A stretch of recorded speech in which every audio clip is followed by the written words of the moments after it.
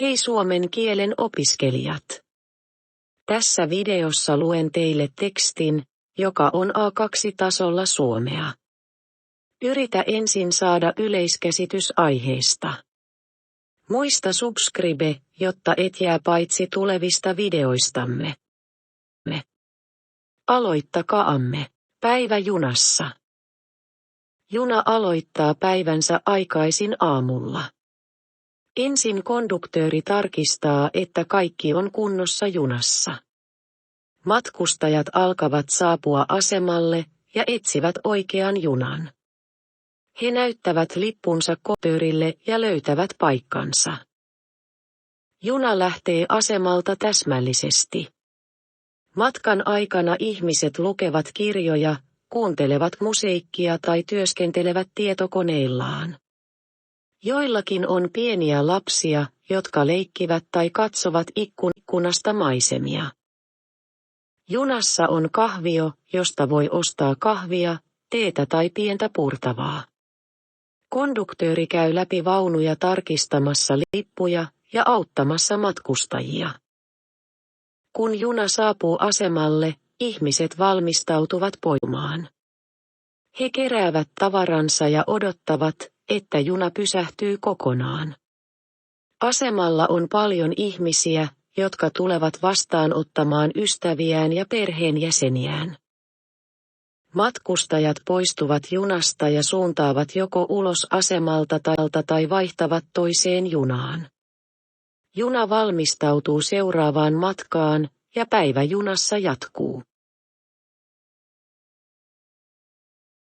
Mihin aikaan juna aloittaa päivänsä? Mitä konduktööri tekee ennen kuin juna lähtee? Mitä ihmiset tekevät junassa matkan aikana? Mitä voi ostaa junan kahviosta?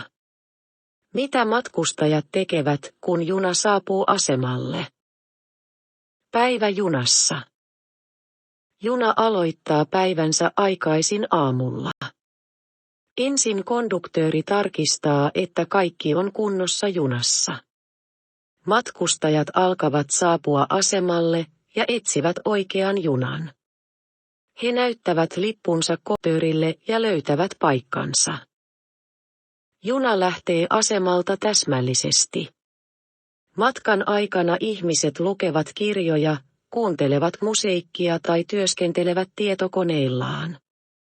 Joillakin on pieniä lapsia, jotka leikkivät tai katsovat ikkunasta maisemia. Junassa on kahvio, josta voi ostaa kahvia, teetä tai pientä purtavaa. Konduktööri käy läpi vaunuja tarkistamassa lippuja ja auttamassa matkustajia. Kun juna saapuu asemalle, ihmiset valmistautuvat poistumaan. He keräävät tavaransa ja odottavat, että juna pysähtyy kokonaan. Asemalla on paljon ihmisiä, jotka tulevat vastaanottamaan ystäviään ja perheenjäseniään.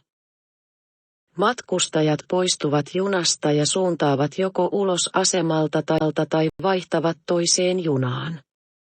Juna valmistautuu seuraavaan matkaan ja päivä junassa jatkuu. Kiitos, että valitsit tämän kanavan. Muista subscribe lisää videoita. Nähdään.